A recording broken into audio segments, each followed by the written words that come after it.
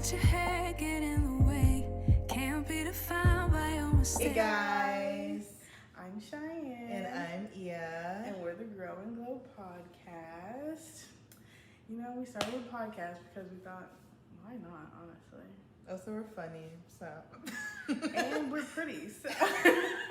And I feel like we just have gone through a lot of different experiences in life and want to be very candid about it and share those experiences and connect with everybody about them. Connect and build a community. And just, you know, there's people out there who are like, oh, I'm by myself. No one's ever been through this. There is. And we're here to help you find that person. Or maybe it's us. Today, what are we going to talk about?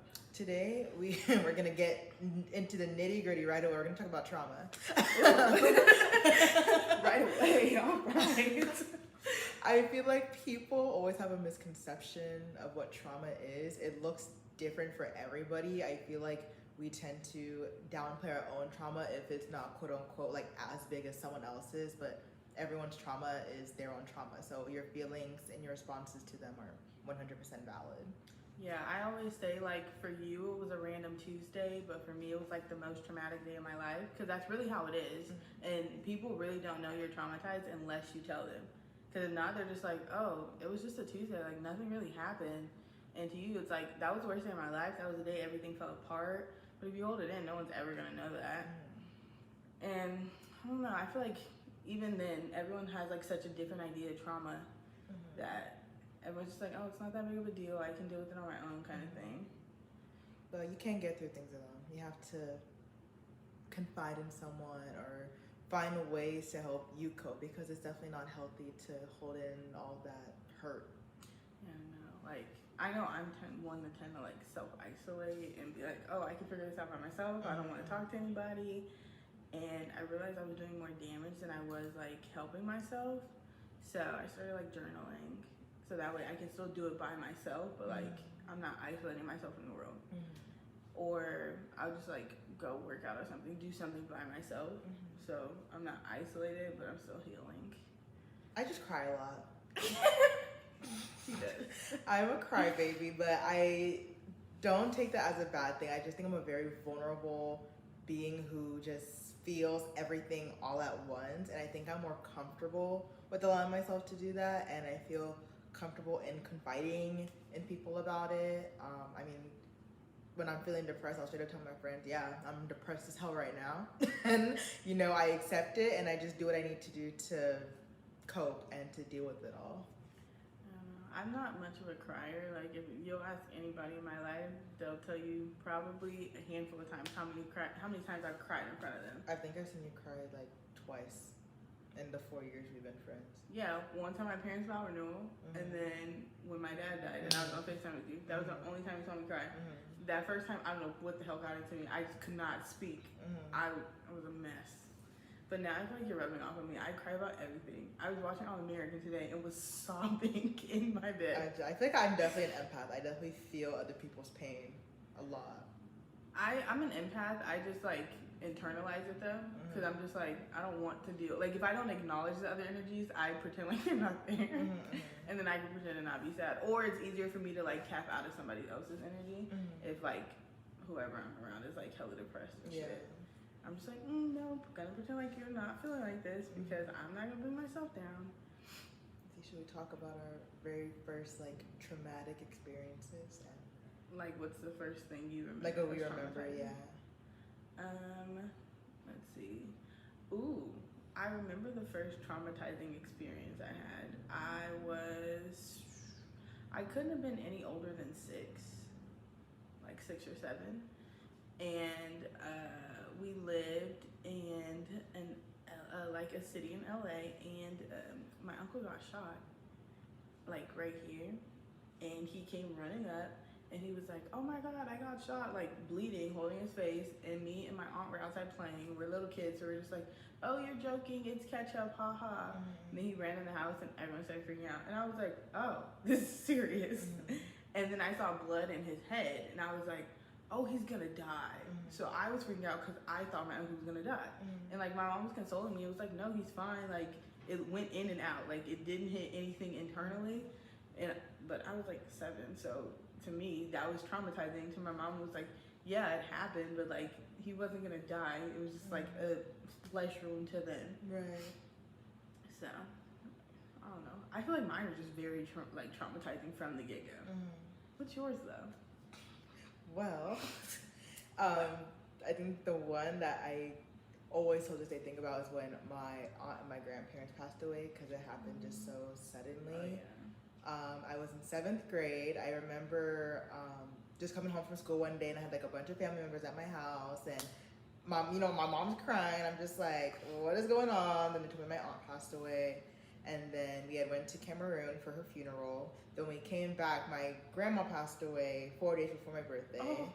And then 3 months later, my grandpa passed away, and I'm pretty sure he got super depressed from my grandma's passing. That honestly, we think that he died of a broken heart. Yeah. So yeah, till this day, I mean, it's definitely something in the moment, I didn't think it affected me that much. Like, obviously, I was sad and really hurt, but then I didn't realize how big it was impacting like myself, my well-being, and my relationship with other people until I started getting a little older. Because I started having this mentality like, like people are gonna leave me like so suddenly. And I think that's why I get so triggered, if I don't hear from someone, or like I just like get into like this fight or flight like defense mode, like what's going on, like what's happening, like why aren't you talking to me, like is there something happening? So yeah, I think that's something it's definitely it still hurts to think about, but it doesn't impact me as much in that sense.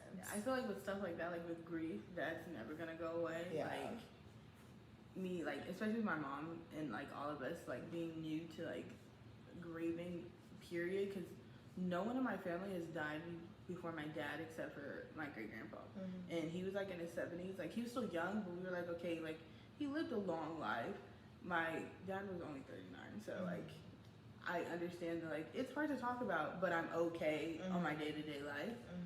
It's just, we like to think of it like you go from like a big ass Telfar bag to like a cute little crossbody of grief. Like it goes away eventually. And same thing with trauma. Like it's this very like heavy, overwhelming weight, and then eventually it's just like a little pebble. Like it happened. I healed from it. Like I'm not gonna forget it, but it's not gonna take control of me anymore. Yeah, I remember when I was in therapy, my therapist had told me like, because I would always downplay like all my like events that happened to me. I would just downplay it all the time, and she'd be like, yeah, like those experiences, those are traumatizing experiences. Like I understand from your point of view, you're just, oh, I grew up in a happy childhood, I had X, Y, and Z, but like those experiences are still valid. Like you're allowed to be hurt and like traumatized by those things.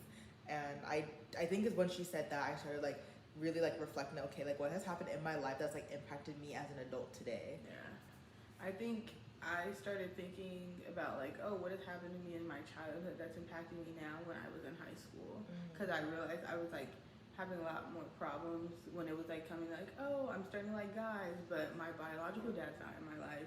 So it's like I'm like, I don't trust men, even though I had a great father figure. Like my stepdad is my dad. Like no one can tell me otherwise. You can't tell anybody around our family that he's not my dad. But still, it's just like and I didn't even realize that was a trauma response until I started going to therapy, and my therapist was like, no, you are this way because you don't have this relationship with your dad, or this happened to you as a kid. And a lot of people don't know, like you get triggered, and it's not because, oh, I'm just angry, or she's a crazy ex-girlfriend. You did something to trigger her that really fucked with her, and you knew it would mess with her, and you did it anyway. So I feel like trauma is like so weird. Yeah, I mean, I'm not a saint. I've definitely have done things, to people where I've triggered certain responses from them. So I think now as an adult, I'm trying to think like, okay, like not necessarily, excusing people's behavior, but it's like acknowledging it and understanding that, okay, like why is this person like acting this way when I did, ABC, or like vice versa. Like why am I reacting this way when they do this to me? With me, I tend to I excuse things in my friendships. I don't excuse things in relationships anymore. Because I feel like in friendships, they're more willing to work for it. Because it's like, it's never a secure like friendship. Like it is, but it isn't, if that makes sense. Like me and you, we know we're gonna be in each other's lives, but anything can happen from now to 10 years from now. So like with friendships, it's a bit easier for me to be like, okay, it's forgivable. Like we're friends, but you don't owe me any loyalty or anything. In a relationship, on the other hand, if you know, like, you have that trigger and you're not trying to do anything to fix it, it's a problem. And if you don't know, and then I'm like, hey, you do this, and your excuse is, well, that's just how I am. No, fuck you. That's not just how you are. You need to fix it because you're unhealed. And also, I think something else that kind of just triggers me is like, I want you to fix it because you want to, not because I told you to. Like, I want you to like be a better person for yourself, not for me. Like, obviously, I would love to see you be a better being, but like, I want you to want that for yourself. Because if you don't want that for yourself, there's no point of you showing that to me. Because I just feel like you're just gonna put on this facade. And if you really want to be an asshole, then hey, be an asshole. But just you have no space in my life anymore if that's the case. And the people who change for you and not for themselves, like, they put up a facade for a little bit, and then it starts to like burst at the seams, and you see it like slowly unraveling, and that's when, like, as a healed person, you're just like, okay, you gotta like love you from a distance, and they're the ones like chasing after you because they're like, I don't know what to do with my life without you. Right. But I told my back home friends the story about how he like cheated, like the story of our relationship and how he cheated and everything. And one of my friends, Aaliyah, she was like, bro, what the fuck? Like, he did all of that while you were like, your dad died? And I was like, yeah, bro. And she was like, you would have never thought. Like, he is the greatest actor. And I was like, bro, y'all are like sitting here shocked. How do you think I felt? I was fucking flabbergasted because I was like, there's no way. My dad died and you're still cheating on me. But I'm telling you, I feel like that's how I just know you and I are like platonic soulmates. I just feel like from the get-go, I just want my intuition was just like, yeah. There's just, I don't know. Yeah. I don't know I don't know what it was. I'm like, you didn't do anything to me. I'm like, shit, you carried my printer upstairs for me. It's So like then we moved in together. So I'm like, you're nice, but there's something off. There's something off. But you know what? I know what's crazy? The day we moved in together, I had like a weird vibe about him. I was like, you're throwing me off and it's pissing me off. Because I knew it wasn't you. Right. It was literally just us three. And I was like, someone is throwing me off. And I know for a fact it's not you because we, like, our vibes mesh well. Yeah. Something was off about him. And I was like, I feel like that's when it started. Like, when we moved in, because he was just like, oh, she's going to have her own apartment. She's not going to worry about me kind of shit. And then he was like, damn, I practically live here. Fuck him. Anyway, I'm about to just start saying his name. Nah, that dude, when I tell you the amount of trauma that man has caused my best friend I have kept my mouth shut for her sake. Because I want you, you've been telling me this for so long, and guys, she never gets mad. I don't. She got mad, like, while we've been friends, but it wasn't with me, and I wasn't there. She was just telling me about it, and I was like, I want to hear this side of her. And she keeps telling me, if I could just tell him this, so tell him. I really don't like the excuse people make when, you know, they have trauma in their life and they're using it as an excuse to be like assholes to people. Yes. Like, you can't use that as an excuse. Like, oh, like, you know, my great-great-grandma passed away when I was 5 years old. Like, and all of us have shit that we've gone through. I'm not like invalidating people's feelings and experiences, but that does not give you the right to mistreat people, like, at all. And the people who are always like, I just miss my granny. Bitch, your granny died when you were 6 months old. You don't even remember her. You're just an asshole who doesn't know how to communicate. No, you don't miss your granny. Shit, most of them don't even have relationships with their grandparents and just like, oh, I just miss my grandma. When was the last time you talked to her when she was alive? Huh? The last time you saw her before her funeral was 6 months before she died. Like, no. That just triggered the fuck out of me. No, it's very triggering because, again, like I said earlier, I'm not a saint. I know for a fact that I have triggered responses out of people. But now that I'm older, I'm like, I can sit here and be like, yeah, like, I fucked up. And, like, I'm gonna work better on that aspect of myself. I'm not gonna sit here and be like, well, this happened to me 5 years ago, so I have a right to act this way. Like, no, like, we're grown. Like, people need to start taking accountability. Like, you can't let trauma be an excuse for every single thing. Literally. Like, and even when I'm like unknowingly letting the trauma dictate how I'm reacting to somebody, if they bring it up to me, I'm going to apologize. Exactly. Even if I feel like I was coming at you because you were wrong, I'm gonna say, well, I apologize for taking my anger out on you, but what I said, I meant it, just not in the tone that I said it. And that's like being a regular adult. Some people will be like, oh, well, you know, my dad left me when I was 6, so I just don't know how to be a man. What? What does that have to do with anything? Like anything at all. There's plenty of people who were raised by single parents who are very healthy. I feel like Like it's your job to figure out, like, okay, how can I be better? Because no one's gonna do it for you. Literally. Like you have to step up and want that for yourself and figure out ways to do it. If that means going to therapy, if that means journaling all your thoughts, if that means going on a walk once a week and just reflecting on your life experiences. Hell, get a fish. Honestly, like do something to get to the bottom of your trauma and like how you can do better and treat people better. Because then you're gonna end up alone with no one by your corner to help pick you up when you break down.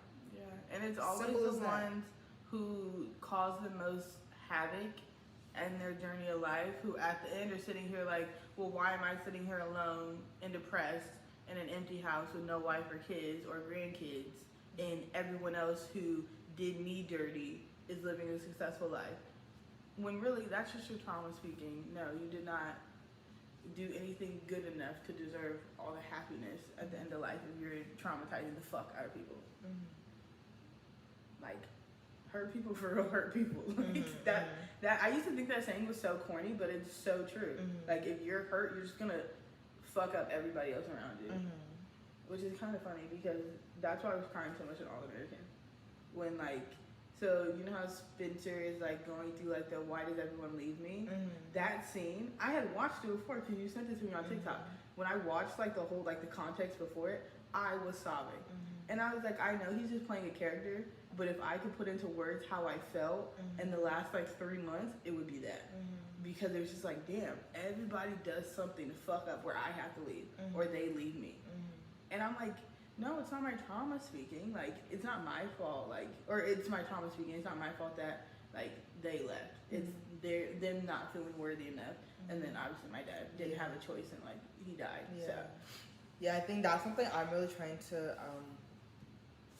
think about more. Is that okay? Like people, the way people treat me is not a reflection of me, or it's a reflection of them. Yeah. Because again, like, I know when I mess up, but I know there's certain situations where I'm just like, this has nothing to do with me. Like I definitely did not deserve this response, this experience that happened with me and this person. So this is literally just them and their trauma, and I was not put on this earth to help them figure out how to fix it. I think once college started was when I was like, yeah, it's not my fault that they did these things. Like it was them and their own insecurities and own trauma. And I think I only thought it like realized that because I was getting traumatized back to back. Like it wasn't like, oh, a year something really bad will happen and then 3 years later nothing, like I'm fine. But now it's like, bruh, this is happening quite often, so I gotta get to the bottom of this. Turns out it was just daddy issues and mommy issues and a lot of issues. I need some help. I mean, I got the help. I'm okay. I'm okay. I'm a lot better than I was before. I think I wouldn't say I had daddy issues. I just think that because my dad travels a lot, so I think as I started getting older, I definitely did have a lot of resentment of him, you know, being gone all the time and, you know, like missing certain like events in my life. So I think that's why I take like certain things like my birthday like to heart. Like especially when it comes to like the people that I love, it's like if I don't like feel special on my birthday, like I take that shit to heart because I'm just like, you're someone who I love so much in my life. Like why aren't you here to like celebrate this moment with me or make me feel special in that moment? We experienced the same thing. My dad didn't show up to my birthday parties. It wasn't because he was out of the country or anything. He just didn't show up. And you were like, oh, why aren't you doing this? And like you want to make your birthday a big deal. I hate my birthday. I don't celebrate my birthday. Everyone knows that because no one ever made it a big deal. And if they did, something always happened that it wasn't about me anymore. Like, for example, my sweet 16, my dad didn't show up. I didn't even want to invite him in the first place, but I did it because I'm like, that's my dad. I should do it. He didn't show up, and it ended up being about the fact that my dad didn't come to my party, not, oh, Cheyenne's turning 16, let's celebrate her. And then, like, graduation, shit like that. Everything, if it ends up being about somebody else, then I'm just like, I don't want to celebrate. Like, it's not a big deal to me anymore because that just shows trauma's different for everybody. We experienced the exact same thing, and now you love your birthday, and I absolutely hate mine. That's crazy though. That is wild. Like it was like the exact same thing. Like why aren't you here to celebrate my day if you love me? And you're just like, well now if you don't celebrate my birthday, I never talk to you. And I'm just like, well I would never talk to anybody ever again in my life. but myself. Yeah, I think also, yeah, I just feel like, especially the way, like, the people that I love. I mean, I think ever since then, like, I think my dad started making more of an effort to not, like, plan, like, his trips, like, around my birthday, like, Yeah. holidays and stuff. But I feel like that's why, you know, I love celebrating my friends, mostly, like, just, like, close friends and stuff, because I know, like, every single one of you are gonna, like, make me feel special. Like, I'd rather do that than, like, a huge birthday bash with, like, a bunch of random people I don't even know, because it's like, oh, you're just here to shake ass. Like, you're not here to drink alcohol. Like, you're not here to make me feel important, because I know, like, this is my day. Like, I feel like every year I always, like, go through a bunch of stuff, and that is the one day where I can just let loose, have fun, and feel appreciated. Yeah.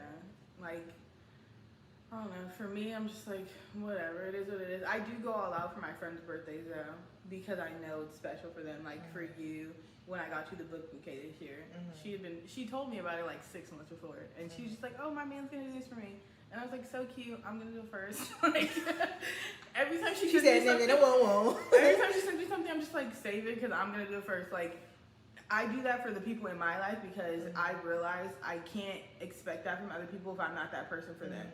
So, like, I can't ask you, hey, you need to make sure you celebrate me, or make sure you're respectful to me if I don't celebrate you and I'm not respectful to you, like, to you. That's literally the definition of insanity, is doing the same thing and expecting a different result. Like, it doesn't work that way. So I, like, definitely, even though I hate my birthday, I still celebrate, like, yours, and I make sure, okay, I'm not going back home to visit. Like, during final season, I would tell my mom, okay, the finals ends on this day, but Ia's birthday is this day, so I'm coming home after that, because I know you like your birthday being a big deal.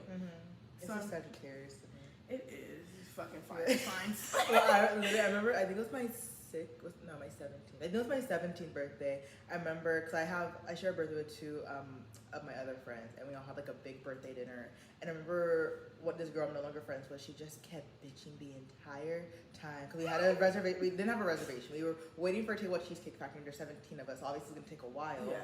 So she was just bitching the entire time, and then you can just slowly just see me just getting more mad and mad by the minute, and I just shut down for, like, the majority of the night. My two other friends are like, yo, you good? I'm like, no. Like, and I think that's where my trauma response you got kicked in. triggered. I got super triggered, because I'm just like, this is supposed to be about me. Like, why is she making this about her? So I think, yeah, in that moment, I think when my trigger response is either I shut down or I blow up. There's no in between, like, at all. I think I was like that on, I forgot what birthday it was, but I do remember there was one birthday where literally, like, it was not about me. I think it was my 13th birthday, and that's why it pissed me off so much, because I literally had just asked, like, could I go hang out with some friends or something? Like, it wasn't, I didn't want to party, because I think you told me about that. Like, I didn't want to party, and then I think I asked to go to Yogurtland, and Mom was like, no. And I was like, what the fuck? Like, it's my birthday. And then we ended up going to my grandma's house. We had a cake and sung happy birthday. And I was like, it's my 13th birthday. Like, this is a big deal, especially for a girl. And, like, it was just a cake and happy birthday singing. Like, it was no big deal. And I was like, I didn't even want to party. I just wanted to go hang out with some friends. But because I wasn't 16, my mom didn't let me. And I was just like, why are you making this about you? It's my birthday. You have your own birthday. But it happened every year. So at that point, I was used to it. I got pissed off, and then by the end of the night, I was over it, because that's just how it is. And then I get triggered again a week later because somebody does something to piss me off. Which is probably why I should go back to therapy. I still get very triggered. I get triggered very easily on specific things. I think I definitely see myself getting triggered, but I catch myself in it, and I just, like, trying to remind myself, okay, yeah, like let's think about this. Like, what's going on? Like, why is this upsetting you so much? And then I think that's really been helping me, because definitely I've had my fair share of just blowing up, or just, like, cutting people out immediately. I'm just like, oh, you want to act like you think you're gonna leave me first? And then I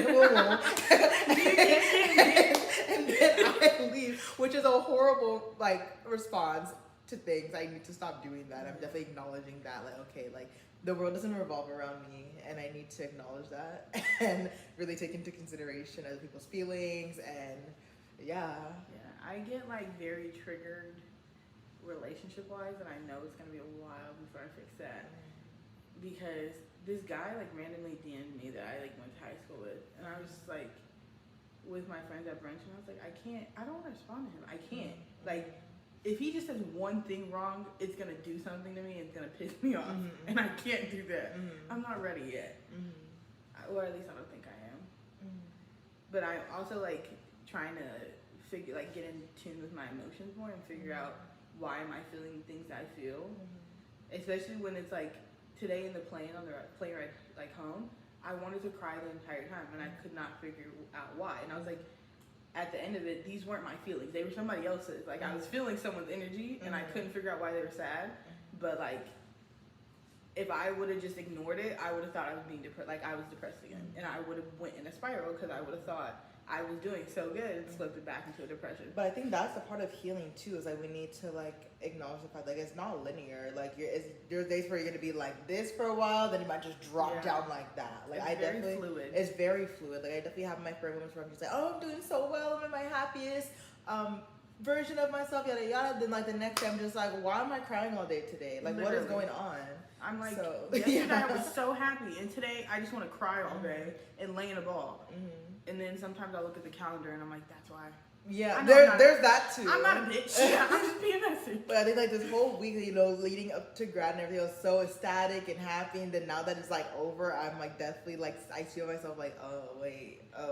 Yeah. Like I'm definitely have been in a down mood today for sure. Like I was the opposite. Like leading up to graduation, since it's so bittersweet to me, I was just like, ugh. Everyone's talking about it and I don't want to hear about it anymore because it's triggering for me, because I'm just like, I failed, when really I'm just taking a break. Like I'll be back and it'll be my turn next year. And so now, like, obviously as like when it was time for the graduations and seeing you guys walk across the stage, I'm just like, oh, I'm so proud. Like I was filled with joy more than just, oh, I'm sad I'm not graduating. So like when you were crying because you're like, I'm graduating, I'm so happy, I was sitting there like, damn, I should have just kept going. Like I probably, and then I was like, no, that's the trauma. Because I've always been conditioned my entire life. If you don't finish college, you're not successful. And 4 years at that. Exactly. And even though no one in my family has finished college, I've always been told, if you don't go to college, you're not successful. When you're the first generation. Finish it. And I was like, I'm a first gen. Everything I'm doing right now, no one in my family was doing at 21. Literally no one. Everyone had a child or was in a serious relationship. So that's why I'm just like, I can't keep beating myself down. They're probably downstairs. I'm not gonna keep beating myself up because, like, fucking, what's it called? Their expectations for me are hella high. But childhood trauma is that one's a doozy. I feel like it consumes your entire life. Like one thing wrong in your childhood will fuck you up as a person, which is probably why I'm so scared to have kids too. I don't want to raise bad humans. Like, I feel like that's traumatizing. Okay, guys, so I'm checking the time and we do have to wrap up this conversation. It was a fun one. Next week, we're going to be talking about protecting your peace and not getting triggered as much. I'm still working on it, so Ian's probably going to leave that one. I get triggered almost every day. But, it's okay. So tune in next week.